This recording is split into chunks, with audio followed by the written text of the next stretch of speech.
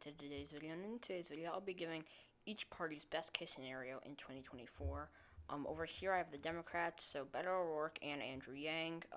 Andrew Yang being the presidential candidate, and Beto O'Rourke being his running mate, and Nikki Haley being the presidential candidate, and Mitt Romney being her running mate. I just think that they're bad for the suburbs and bad for the white working class. Romney's actually decent for the suburbs. That could be Pence instead of Romney. But I don't think that people would take one suburban candidate, like one vice presidential suburban, or I don't think that suburban voters would take a vice presidential candidate that they like over a ticket of two people that they like, even if they do like the singular suburban candidate better. Sorry if there's yelling in the background. My family's yelling, playing video games. Anyways, so for the Democrat safe states, Washington, Oregon, California, Colorado, and New Mexico would both be safe. Not Michigan. Yeah, Michigan, I would say would be safe. Obama wanted it safe, so I would assume that Michigan would be safe. Virginia, Maryland, he wanted it safe in 2008. New Hampshire would be safe. Maine at large would be safe. And then D.C. and Hawaii would be safe. For the Republican safe states, Wyoming, Idaho, North Dakota, and Nebraska's third. Arkansas, Kentucky, and West Virginia. For the Democrats' likely states, Nevada, Arizona. By the way, they get Illinois safe. Nebraska's second, like a 13% margin of victory. For the Democrats, Maine second, Georgia, North Carolina, Pennsylvania, Wisconsin, Minnesota should have been safe.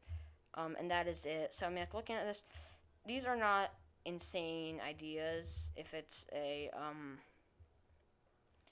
blue wave, we look at this map. For it to be a lean or likely state, they would have to shift it 2.6% to left in Nevada. A lot in Arizona, like 4.7%. However, if you go look at the Senate results, the same thing as Nevada. Wisconsin, this might be the hardest one, but I do think that with this ticket, I'm not necessarily certain that it would, but I think that they could do very well in Wisconsin, Pennsylvania. They have to shift it a little bit. Once again, I think that this ticket could do that. North Carolina, it's unlikely, but we could see like a 6% margin of victory. Georgia, probably 7 or 8. And then Maine second, similar to what Obama did. So fairly large margins of victory there. Now, for all the Republicans' likely states, South Dakota, by the way, Oklahoma was a safe state, Louisiana, Alabama, Tennessee, Nebraska at large. South Dakota, it could be likely. I doubt it will be. It'll most likely be a safe state. Biden lost it by 20-something percent, 26.2. But Obama was able to make it competitive, and I think that Yang and O'Rourke do have enough appeal to white voters for it to be fairly competitive. Louisiana, it was like a 17% state, so they just need to shift it a little bit to the left. Alabama, similar to South Dakota, they would have to shift it over 10% to the left. However, I do think that might be decent enough with minorities and white rural voters to maybe do it. Although I don't necessarily know about white rural voters in states like Alabama. And then in Tennessee, they just need to shift to 8%. So I think that they could do well enough among rural white voters. I don't necessarily know rural white voters in the South because they're a lot different from rural white voters in the Rust Belt. These are typically white working class voters. These rural Southern voters tend to be much more conservative than those voters.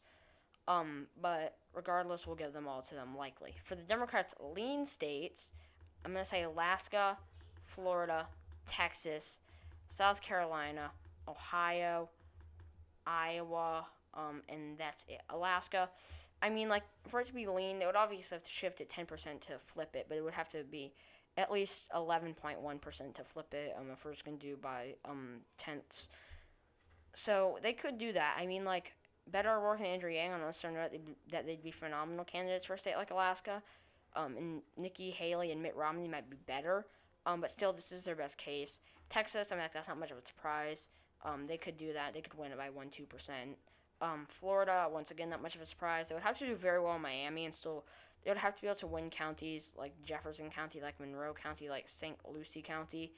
But it's a possibility. If they do what they did in the Senate in 2016, where they lost Hillsborough County, it's over. but they could do very well in a lot of these areas. They may need to ask and be a county, or at least make it close. But we're gonna give that to them. South Carolina, I mean, that was like a 9% state, so it's similar to Ohio and Iowa. People don't really, or sorry, 11% state. I don't know where 9% came from, but it was similar to Ohio and Iowa. It was like 11% or to 9%, so it was not terribly different. Actually, it might have been 12%. Was it 12%? Yeah, it was like 11.7. So, I mean, like, they could do it. I think they would probably be more like a 2% margin of victory, but it's expected to be shifting to the left. Ohio and Iowa, they would just be strong enough with white voters, I think, to do it. For the Republicans, lean states, Montana, Kansas, Mississippi, Nebraska's first.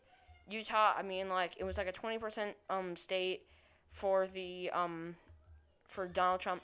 If Mitt Romney's the running mate, they could be screwed in Utah. But I do think in the best case scenario, it'll probably be like a 4% Republican state. Kansas, I mean, like, it was like a 14% Republican state. It's probably something like 2-3%. Mississippi, it was like a 16% Republican state, so probably something like 3%. And yeah. Now for the Democrats' tilt states, Montana, Missouri, and Indiana. Montana, I mean, like, Barack Obama almost carried it in 2008. I think they would be able to do well enough among white rural voters to be able to win it. Missouri, they would have to run it up with a lot of these white rural farmers like they would in Iowa. But I think that's a possibility. In Indiana, they'd have to do similar to Obama. They'd have to do very well all across the board. They would have to do very well in rural areas, but I think it's a possibility. Now, for the Republicans' best case scenario, for their safe states, Utah, Idaho, Wyoming, Montana, North Dakota, South Dakota, Nebraska, with the exclusion of the 2nd Congressional District, Kansas, Oklahoma. Actually, no, Texas wouldn't be safe in their best case scenario. Well, it might be, I don't know. Louisiana, Arkansas, Missouri, Iowa, Indiana, Ohio, West Virginia, Kentucky, Tennessee, Mississippi, Alabama, South Carolina, and Alaska for the Democrat safe states. California, Maryland, Massachusetts, Vermont. That is it for the Democrat safe states. For the Republicans likely states, not Nevada, Arizona, Wisconsin, Pennsylvania, North Carolina, Georgia, Florida, Texas. Maine second would actually be safe. New Hampshire, and yeah, I forgot to label this for the Democrats. And they've already won. Obviously, they're gonna win in their best case scenario. Arizona, I mean, like, I would see like a 6% margin of victory there. It's a possibility. With Ron DeSantis and Marco Rubio because they're decent suburban candidates. Although AOC and Bernie could do pretty well.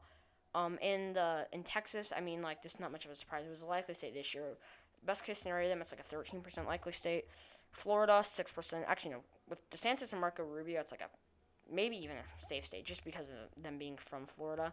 But with just a best case scenario for the Republicans, probably likely. Georgia, probably similar thing to 2016.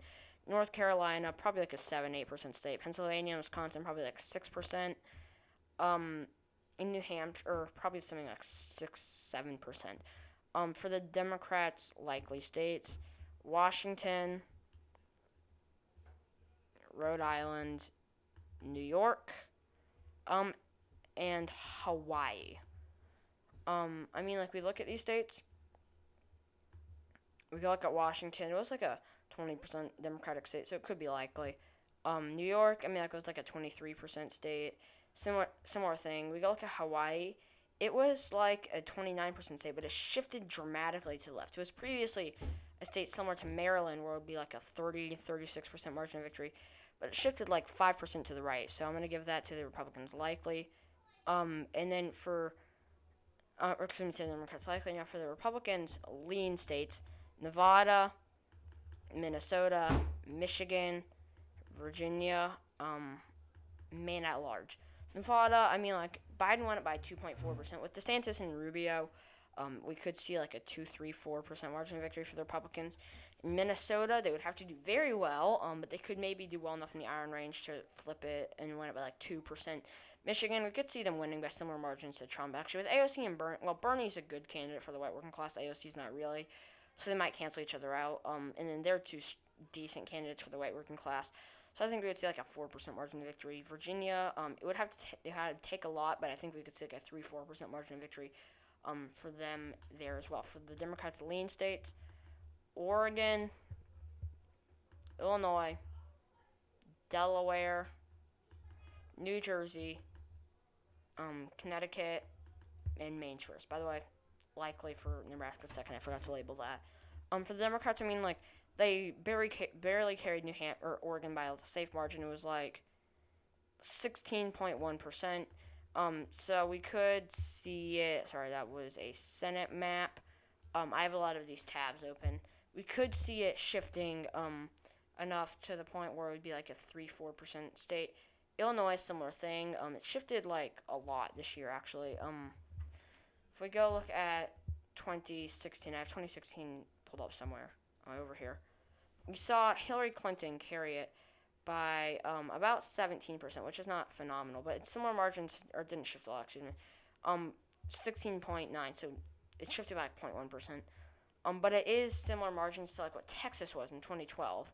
I've seen people point this out in the comment sections of YouTube videos. So we could see it shift. So best case scenario for Republicans, they lose it by like 4%. Delaware, New Jersey, Connecticut, Maine's first. These were all likely in 2016. I mean, like, Delaware went to Clinton by 12%. New Jersey went to Clinton by 14%. Connecticut went to Clinton by 13.7%. Maine second is not appearing for whatever reason, but she won it by, I think, like, likely margins as well. By the way, Maine, I'm just now realizing, was like insanely competitive. She only won it by like, what, 2.9%? That is kind of weird. That's actually, I did give it to the Republicans lean, but that was a very competitive Maine. Anyways, so I think that we could see it be I think we could see these all be barely lean for the Democrats. Now for the Republicans' tilt states, Colorado, New Mexico. 13 and 10% margin of victory, so it would have to shift it a lot, but it wouldn't be that difficult, especially in this best case scenario. So yeah, that's the end of the video. Thank you guys so much for watching. If you enjoyed it, please leave a like. Stay tuned for my next video, and don't forget to subscribe to my channel, and I'll see you all later. Bye!